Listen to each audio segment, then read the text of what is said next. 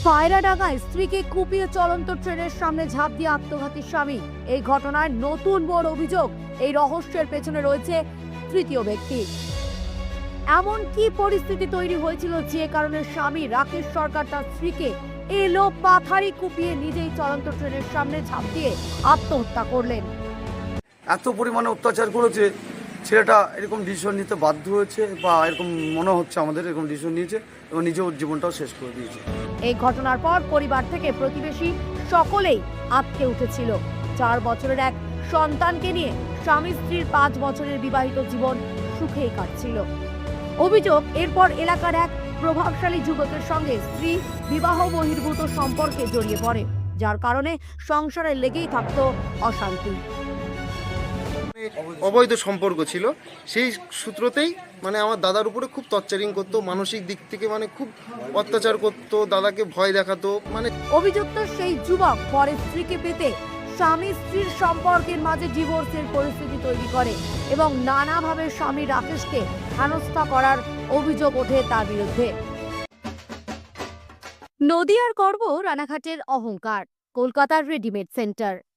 ঠিকানা সুভাষ এভিনিউ, রানাঘাট, নদিয়া। নিজের স্বপ্নের সংসার ভেঙে যেতে দেখে স্বামী রাকেশ সরকার মানসিক অবসাদে ভেঙে পড়ে, আর এরপরেই তার স্ত্রীকে এলো পাথারি কুপিয়ে নিজের চলন্ত ট্রেনের সামনে ঝাঁপ দিয়ে আত্মহত্যা করেন। এমন দুর্ভাগ্যজনক ঘটনা জানালেন রাকেশের পরিবার এবং স্থানীয় পায়রাডাঙ্গা পঞ্চায়েতের মেম্বার। আমরা দাদা যখন বাড়ি থেকে বেরিয়ে যায় আর আমার বৌদিকে নিয়ে যখন হসপিটালে যাই, তার পরবর্তী ক্ষেত্রে আমরা সব জানতে পারি যে ওর ফোন হাতে আসার পরে দেখতে পারি যে নীল চৌধুরী নামে যে ছেলেটা, তার সাথে তার বহুদিনের অবৈধ সম্পর্ক ছিল। সেই সূত্রতেই আমার দাদার উপরে খুব টর্চারিং করতো, মানসিক দিক থেকে খুব অত্যাচার করতো, দাদাকে ভয় দেখাতো। ছেলেটা সমাজবিরোধী কাজকর্মের সাথে যুক্ত, তাই দেখে দাদাকে খুব প্রেশার দেখাতো, ওই মেয়েটাকে দিকে ইয়ে করতো। তা সেই ইয়েতে আর আমার দাদা এই জিনিসটা করে ফেলেছে, হয়তো সেই জিনিসটা ভাবতে পারিনি যে এই জিনিসটাই কীভাবে কি হয়ে গেছে। আমরা তো দেখার পরে এখন জানতে পারছি সব কিছু। যে ফোন দেখে বোঝা যাচ্ছে যে নীল চৌধুরী নামে যে ছেলেটা, সেই ছেলেটাই জড়িত। দাদাকে ভয়ভীতি কে দেখাতো? নীল বোস, তাই তো? নীল বোস নামে যে ছেলেটা, সেই ছেলেটাই দাদাকে ভয় দেখাতো যে তাকে শেষ করে দেবে, তার প্রাণনাশের হুমকি দিত, সেরকম নানান রকম ইয়ে দিত। সেসব জানা যাচ্ছে সে এই ঘটনার পরে। এখন কি চাইছেন আপনারা? এখন চাইছি যে দাদার ইয়ের যেগুলো হয়েছে, তারতে দাদার প্রমাণ হোক যে কি হয়েছে আসল ঘটনাটা। এই ঘটনার পিছনে যারা দোষী তাদের উপযুক্ত সাজা হোক, আমরা সেই আশাই রাখি। রাকেশ আর সুমি দীর্ঘ 5 বছর আগে বিয়ে হয়েছে। এরা বেশ সুখে সংসারের জীবন কাটাচ্ছিল।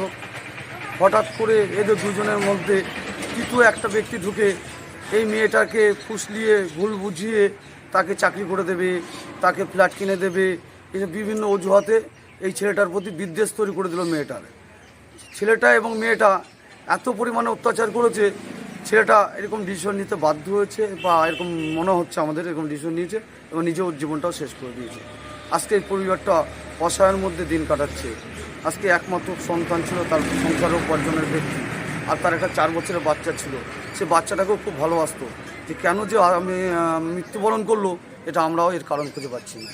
কি তৃতীয় ব্যক্তি হলো শান্তনু বোস ওরফে নীল। সে বিভিন্ন রাজনৈতিক ব্যক্তিদের সঙ্গে তার বিশাল ওঠা বসা।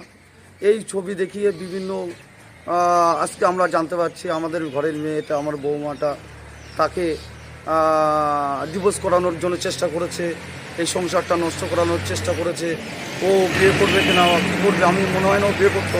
এই সংসারটা নষ্ট করার মূল উদ্দেশ্য ছিল। এসব কারণের জন্যই আজকে ওর মনটা ভেঙে গেছিলো, বিষাদ হয়ে গেছিলো। সেটা দুঃখের সঙ্গে আজ মৃত্যুবরণ করেছে। সেটার কোনো দোষ ছিল না ব্যক্তিগত। ও চেয়েছিল সুমিকে খুব ভালোবাসতো, সুমিকে ও নিজের করে পেতে চেয়েছিল। সেই ছেলেটা আবার ওর জীবনে এসে বাধা সৃষ্টি করে, বারবার করে। আমরাও বুঝাইছি, ও বুঝিয়েছিল যে আমার সংসারটা করতে দে, কিন্তু সে করতে দেয়নি। আচ্ছা, তাহলে রাকেশের মৃত্যুর জন্য কাকে দায়ী করবেন? ওরা দুইজনাই, নীল যে ছেলেটা শান্তনু বোস এবং ওর স্ত্রী সুমিও দায়ী। সঙ্গে যে সম্পর্ক ছিল সেটা আপনারা জানলেন কি? ওর মেয়েটার মোবাইল ঘেটে এবং ছেলেটা মরে যাওয়ার আগে আমাদের কাছে বলে গেছিলো নীলের সম্বন্ধে বেশ কিছু কথা, নীলকে বলেছিল মেয়েটাকে যে ওকে মার্ডার করে দেবে এমন বিভিন্ন রকম ভয়ভীতি দেখিয়েছিল। রাকেশ সরকারকে মার্ডার করার জন্য নীল মানে সুমিকে বলেছিল যে আমি রাকেশকে যখন তখন মার্ডার করে দিতে পারি, এরকমও বলেছিল। রাকেশ আমাকে ব্যক্তিগতভাবে বলে গেছে বিষয়।